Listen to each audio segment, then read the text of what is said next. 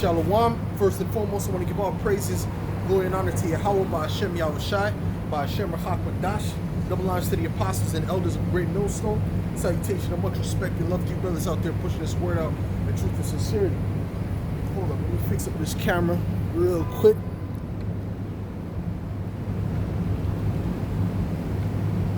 Bring this up a bit. Okay, Akim. We out here on another day, to basically speak about the downfall of this place, all right? Prophesy the downfall of this place, and to try and get our people right, man, all right? The ones of the elect that are able to receive this, man, because this is not for the 2/3. This is not for these wicked people out here. This is for the elect, the righteous, the ones that have that light within them, but it just hasn't been turned on, man, all right?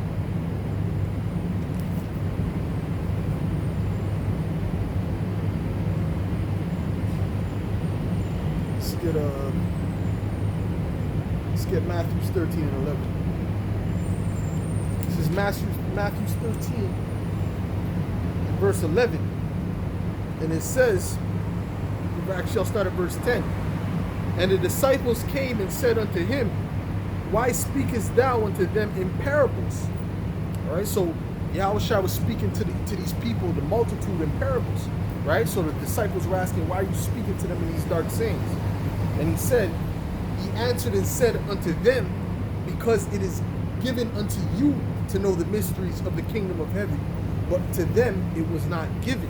All right, so it's not given unto them. You see, so there's certain people that are able to receive this truth, and there's certain people who are just going to buck up against this truth, which is the mass majority of our people. Right? Okay.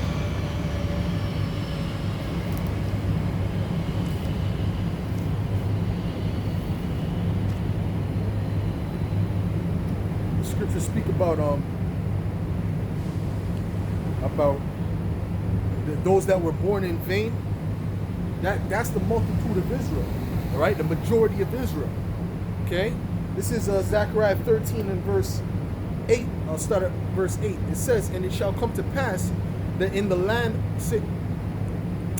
all the land, saith the Lord, 2 parts therein shall be cut off and die, but the third shall be left therein. So when you do the calculations, 2 parts to a third is what? That's 2/3. That's 66.6%. So the majority of Israelites, 2/3 of Israel, are not going to receive this truth. But the 1/3, the elect, is going to receive it. All right? And I will bring the third part through the fire, and will refine them as silver is refined, and will try them as gold is tried. They shall call on my name, and I will hear them. I will say, it is my people, and they shall say, the Lord Yahweh Hashem Yahushai is my power. And it's as simple as that. The elect, it's going to click with the elect. All right? And they're going to stay in this thing until the end. They're not going to waver. They're not going to basically lose faith. Right? Certain things might happen. Certain obstacles might happen. But they're never going to lose faith. Okay? The elect is never going to lose that faith. You see?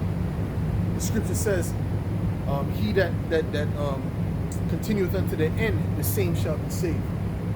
So if you continue and you reach 99.9% of the way and you stop, that means you weren't of the elect. Because the elect is the ones that are going to receive the kingdom, that's going to receive the promise that was given to Yahushua in Psalms the 2nd chapter. Only the elect is going to receive that. Let's get our Psalms 2. Psalms 2.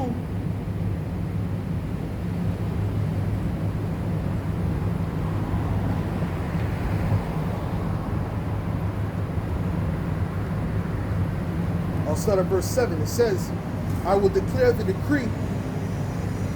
The Lord hath said unto me, thou art my son. This day have I begotten thee. Ask of me, and I shall give thee the heathen for thine inheritance, and the uttermost part of the earth for thy possession. All right, so this is what the Lord is going to receive, and this is why they called him the Son of David. All right, because this is what the Heavenly Father is saying to Solomon. All right, King Solomon. So that proves that Yahushua is King Solomon if you can receive it in the reincarnation. Okay? But what he's saying here, he's saying that you're going to receive all the heathen. You're going to receive everything, man. All right? And it says, ask of me, and I shall give thee the heathen for thine inheritance, and the uttermost parts of the earth for thy possession. Thou shalt break them with a rod of iron. Thou shalt dash them in pieces like a potter's vessel. Be wise now, therefore, O ye kings, be instructed, ye judges of the earth. So that was the promise that was made to Yahushua as King Solomon. So let's get Revelations, the 2nd chapter. And this also proves that Yahushua is King David, is King Solomon's like. Revelations 2 and verse 25. It says, but that which ye have already, hold fast till I come. And he that overcometh and keepeth my works unto the end, to him will I give power over the nations. And he shall rule them with a rod of iron. As the vessels of a potter shall they be broken to shivers, even as I received of my Father. So that proves that Yahushua is King Solomon coming back in the reincarnation. The perfect form of King Solomon. King Solomon in his perfection, if you will. Okay? But Yahushua is saying, listen, if you keep these works until the end, then you will receive these things. Not if you finish 90% of the way. Okay, if you've been in the truth for 10 years and then you stop and you went back into the world, right? You can't boast on that 10 years. Someone who's been in the truth 5 months is in a better position than you. Because you turned your back on the Lord, man. You turned your back on Yahweh Bashim Yahushua. Yahweh Bashim Yahushua told us to go out and preach to our nation, man. All right, to wake up the sheeps, man. All right. Like that guy from IUIC said. That's what Yahushua commissioned us to do. So if you're not doing that, if you're not waking up the sheeps, right? That's an inside joke. You're not waking up the sheeps, you know? Then that means that the Most High is not dealing with you. Point blank, period.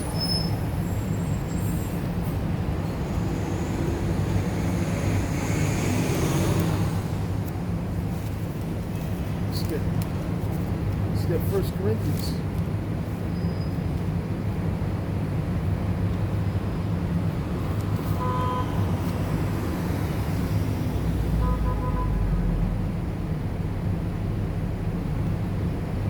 This is 1 Corinthians.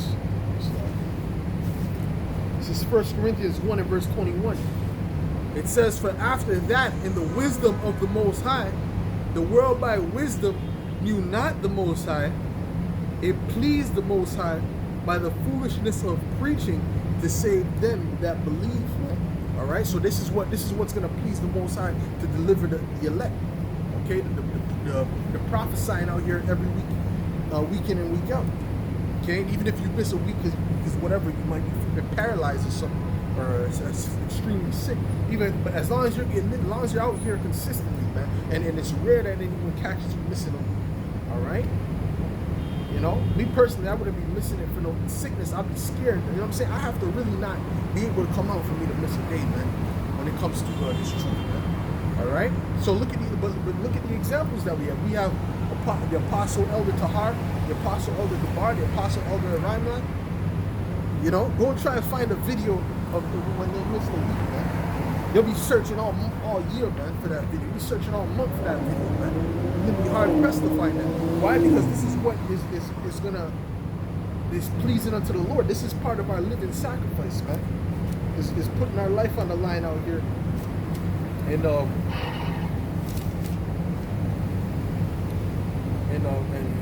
pushing this word out, man. We're not supposed to be living for our own desire. Matter of fact, that's what King Solomon iterated that. He said, listen, man, what's a man's purpose, man? Right? Anybody come up to the camp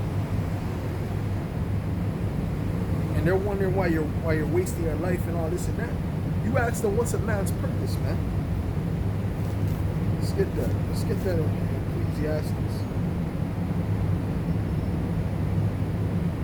You know what? I gotta do a video on this too, because this is a very it's potent, man. It's a potent topic.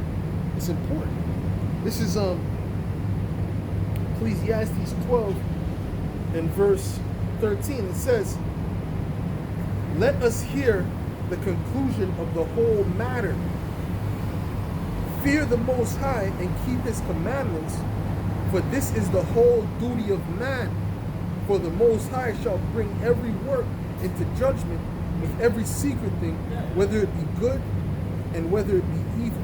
All right. So this is the duty. This is the purpose. All right. You have a lot of people that they might be rich and all this, but they say the main thing is for them to find their purpose, man. Right? A man what men are doing in their daily lives, that has nothing to do with their purpose in life, their ultimate purpose in life. Okay? They think it's part of their purpose, but it's not their purpose. That's why you have a lot of these people, they get money, they might try and donate and make themselves feel good about themselves, by doing that, but they still haven't found their purpose, because I just read the purpose of man. All right? This is Ecclesiastes 12 and verse 13 again. It says, "Let us hear the conclusion of the whole matter. Fear the Most High and keep his commandments, for this is the whole duty of man." Right? So if we get a lot of money, one of the brothers coming to money, brothers ain't gonna be worried about, we ain't fulfilling our purpose, because we know what our purpose is. This doing the work of the Lord, man. We ain't concerned about fulfilling our purpose. We're good. All right?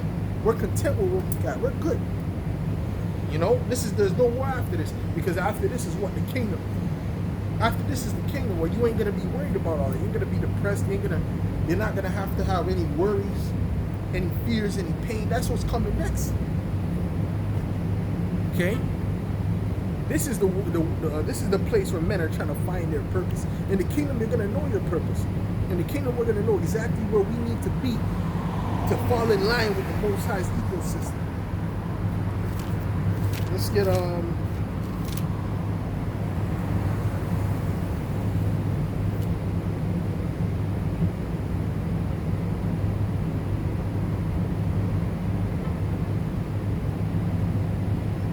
this is Revelations 21. I'll start at verse 1. It says, "And I saw a new heaven and a new earth, for the first heaven and the first earth were passed away, and there was no more sea.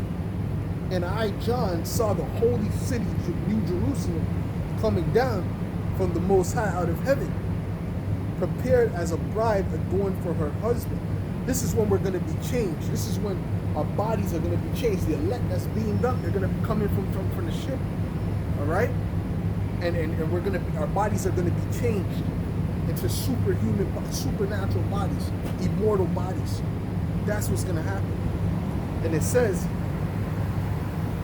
"And I, John, saw the holy city, New Jerusalem, coming down from the Most High out of heaven, prepared as a bride adorned for her husband. And I heard a great voice out of heaven saying, Behold, the tabernacle of the Most High is with men, and he will dwell with them, and they shall be his people, and the Most High himself shall be with them, and be their power." So that's speaking about Israel. Okay, that's speaking about the Israelites. The Most High is going to dwell with the Israelites. Okay, so we're not going to be, confused about anything. We're going to know exactly what we're supposed to be doing, where we fit in. All right? And guess what? We're going to have a lot of time to enjoy our substance. King Solomon spoke about you being here for a time period, right? And then when you die, you leave your substance to someone that you don't even know if he's going to be wise or a fool. So that's all vanity. That's what King Solomon said. That's all vanity, right? That's vanity, man. So the Most High said what? He said we're going to be living forever. So at the end of the day, we're going to be able to enjoy our substance and watch it go for eternity, man.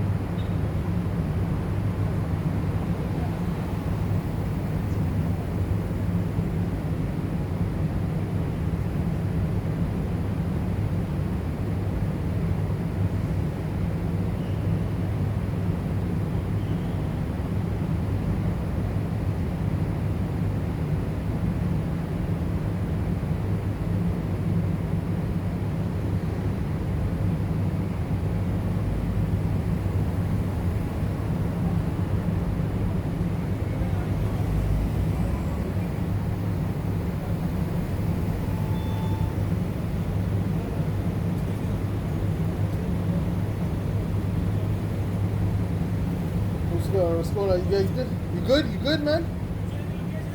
Huh? No, just for the rain, man. The rain. That's it. Nice car, though, man. Nice car. All right, bro.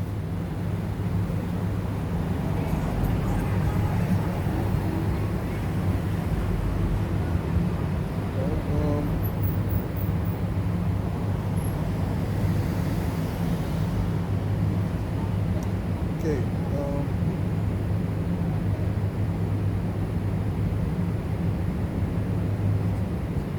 This is I'll start at Ecclesiastes 2 in verse 11. It says, "Then I looked on all the works that my hands had wrought, and on the labor that I had labored to do, and behold, all was vanity and vexation of spirit, and there was no profit under the sun." All right, and King Solomon did a lot of things, man. He accomplished more than any of us could imagine to accomplish in a lifetime. Okay, so he did a lot of things, man. He was a king. Kings are able to do more than average people. All right, but he said that was all vanity. And I turned myself to behold wisdom and madness and folly. For what can the man do that cometh after the king? Even that which hath been already done. Then I saw that wisdom excelleth folly, as far as light excelleth darkness. The wise man's eyes are in his head, but the fool walketh in darkness. And I myself perceived also that one event happeneth to them all. Then said I in my heart, as it happeneth to the fool, so it happeneth even to me. And why was I then more wise? Then I said in my heart that this is also vanity, and that's true. Because guess what? A fool's gonna die just like a wise man is gonna die. No matter how wise you are, no matter how studied you are, no matter how much wisdom of the scriptures you have, right? You know what? I shouldn't say that because that's not true, but because there's gonna be some of us that are not gonna perish. You know what I'm saying? But even wise men die like fools, in other words. Okay? You have a lot of brothers who are in this truth, right? Or brothers that, elders and stuff like that who are in the truth who passed on. All right? But they were wise, man. You had King Masha, you had High Priest Arya, not High Priest Arya, High Priest Yaikwab, Elder Abba Bivin. So you had those brothers, they died in the truth, just like these niggas died. All right? So that's why he said that's vanity, man. But at the end of the day, in the kingdom, they're gonna live forever. And the Israelites as a whole are gonna live forever because of the inherent wisdom and the scriptures within us. Knowing the laws, knowing that once the laws are written in our heart, we're never going to go off, man. And that's wisdom. That's wisdom engraved into you, man. In other words, that's wisdom engraved into your spirit, and you can't go off. So in the kingdom, that's not going to no more be vanity. That's not going to be vanity in the kingdom. It says,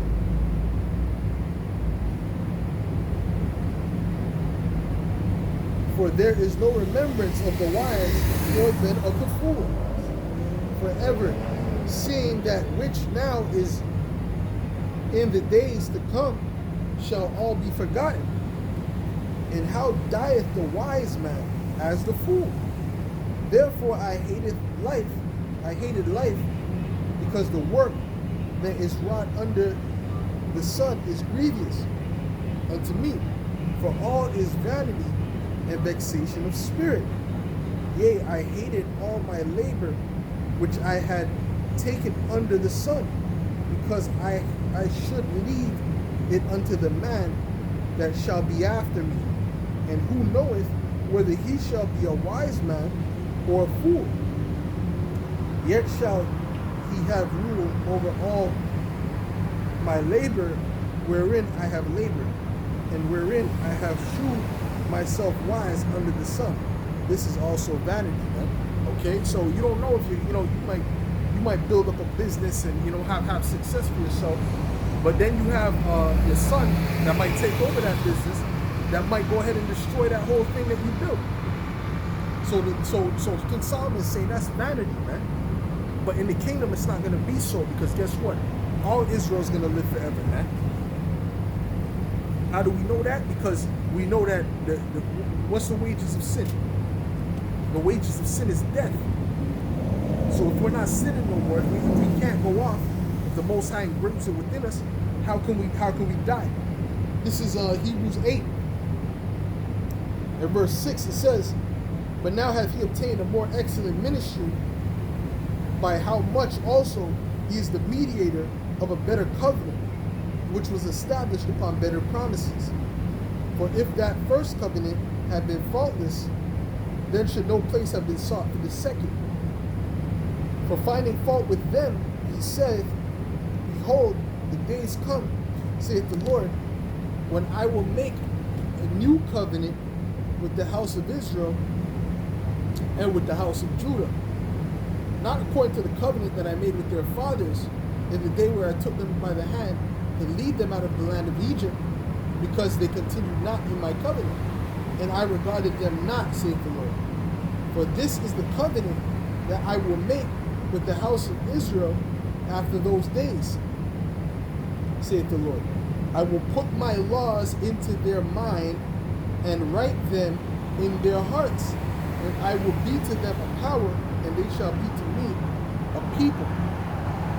And they shall not teach every man his neighbor, saying, every man his neighbor, and every man his brother, saying, Know the Lord, for all shall know me, from the least to the greatest. So every Israelite, man, our men, our women, okay, they're all gonna know nothing but righteousness, nothing but order. Okay? This is what's gonna happen, man. So we're not gonna ever go off, therefore we're never gonna die. And we're not gonna have to worry about our sons being foolish, man. Our sons are gonna be wise just how we're wise, man. You know? Our daughters are not gonna be sluts, because our daughters are gonna be righteous, man. You see? This is the world to come, man. This is what brothers is fighting for. We ain't fighting for no minuscule thing, man. We ain't out here for anything small, man.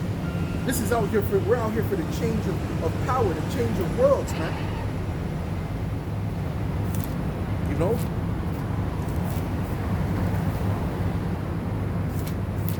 I know it's hard to fathom because you've been living in this society for so long. But what we know for sure is that the ways of Esau is destructive. The ways of Esau is the ways of death, man. This is 2 Peter 3:13. It says, Nevertheless, we, according to his promise, look for a new heaven and a new earth wherein dwelleth righteousness. This is what we're looking for, man. We're looking for the new heaven and a new earth. We're looking for a new leadership. We're looking for Yahushua to reign, man. To have those immortal bodies, man. To have eternal riches, man. In the kingdom. We're not looking for that here, because everything here is corruptible, man. Everything here is vanity, man. Especially in this day and age, man. King Solomon was saying that back then, when you had real money, when you had real substance, man. Now you got paper notes, man. Debt notes. That it's not backed by anything. How much more vanity is it now? This is verse 14. Wherefore, beloved, seeing that ye look for such things, be diligent that ye may be found of him in peace, without spot and blameless. This is what we're doing. We're out here being diligent, man. And I gotta be more diligent, man. I'm out here, we're out here, right? And I'm out here, and I'm saying I gotta be more diligent, man. All right? You got 2/3 out there that were so-called brothers, I'll say, for now. Right? But some of them are, you know, we don't know if they're 2/3 of their brothers yet, man, because they haven't took that next step, man. This is not the time to be procrastinating, man. The Most High don't play with procrastination. You keep playing games, man. You keep lollygagging, as they say, and the Most High is gonna spew you out where you're gonna forget the whole truth, man. You're gonna start bugging out, man. All right? You start speaking about how mermaids existed and that the Lord is not coming back. I start bugging out, man. That's why you gotta be on the good side of the Lord. You gotta be out here. You gotta be doing something, man.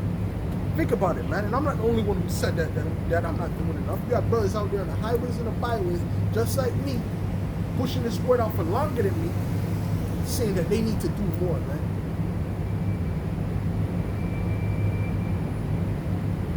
You know? And look at Apostle Tahar as an example, because what? Look how he does multiple videos a day mostly, man. Apostle Tahar, he does a video every day. Plus they go out on the highways and the byways, man. So this ain't no joke, man. Where you from, man? What's your background?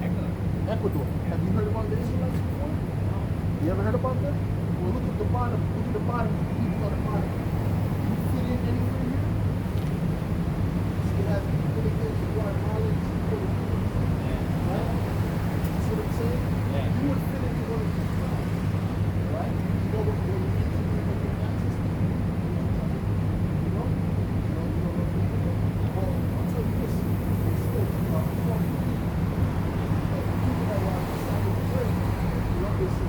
other people here, other Muslims here, they will speak of that. That's not true. And if you know why they speak, because they're part of the law. Alright? It's like our presentation. Like that? Yeah. Good. So if you know about the document, like it says in the Bible that 10 times within there, you heard about that document? That is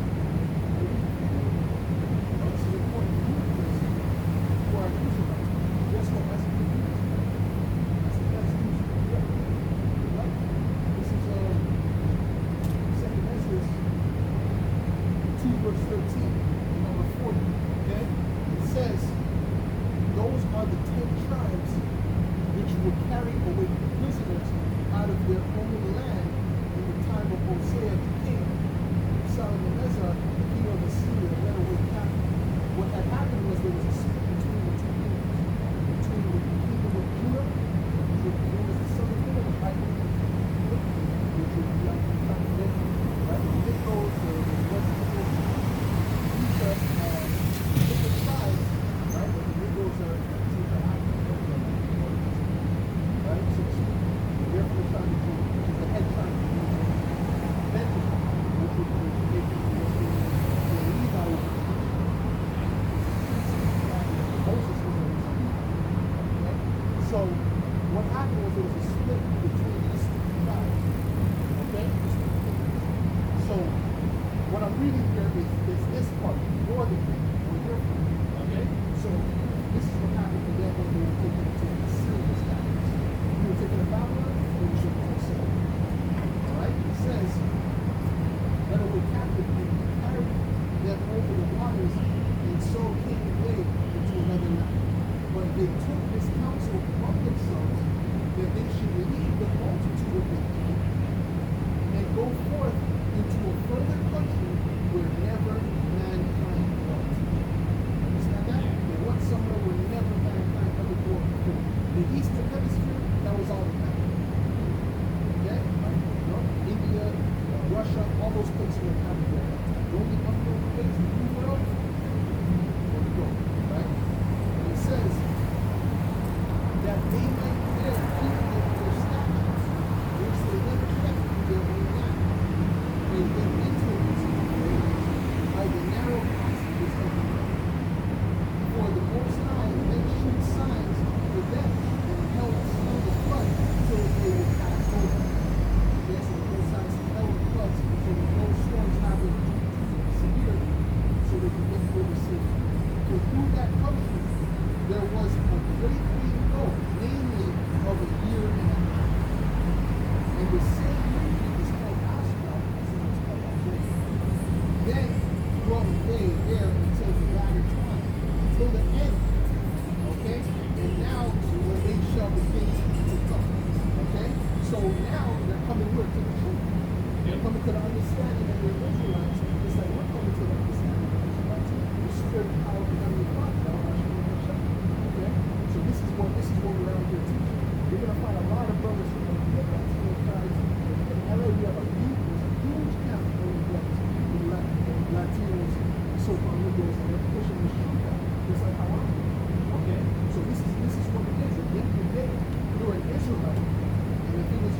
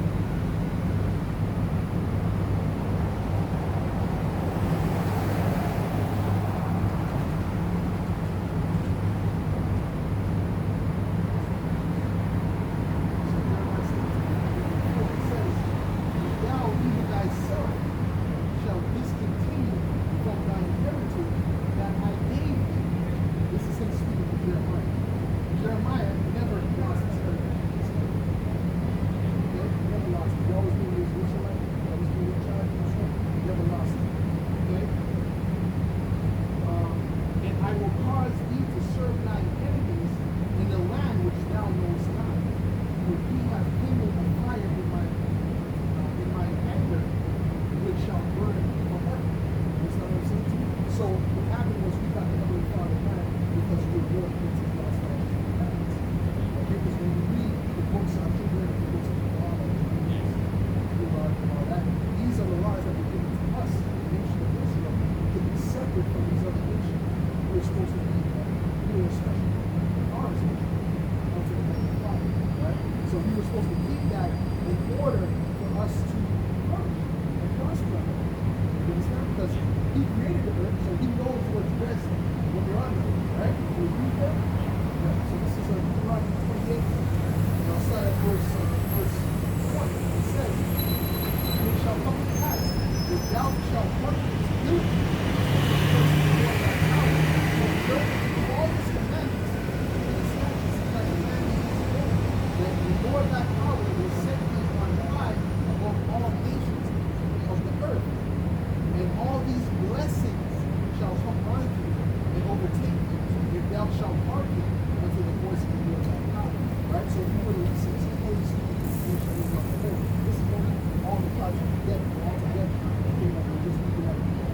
Okay, so it's like, listen, if you were to listen to what I'm saying to you, if you were to what I do, listen, all these blessings are coming. Understand? So this is what we're saying.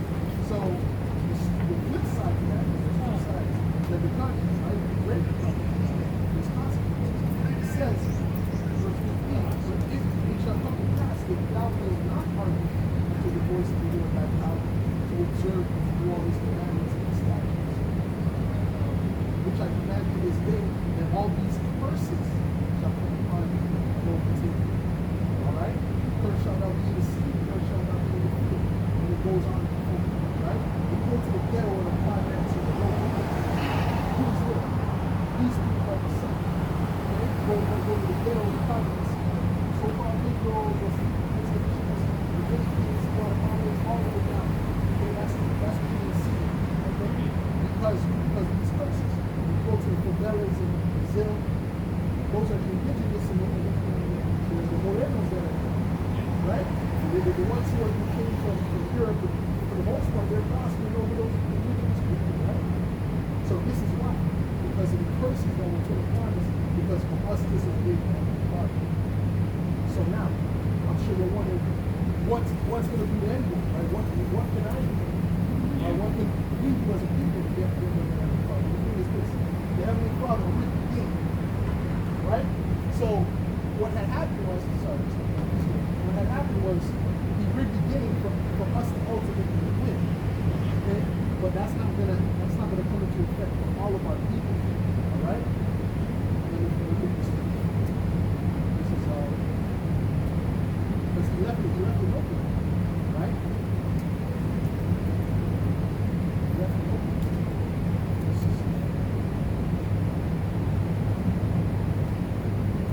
is Zechariah 13:8.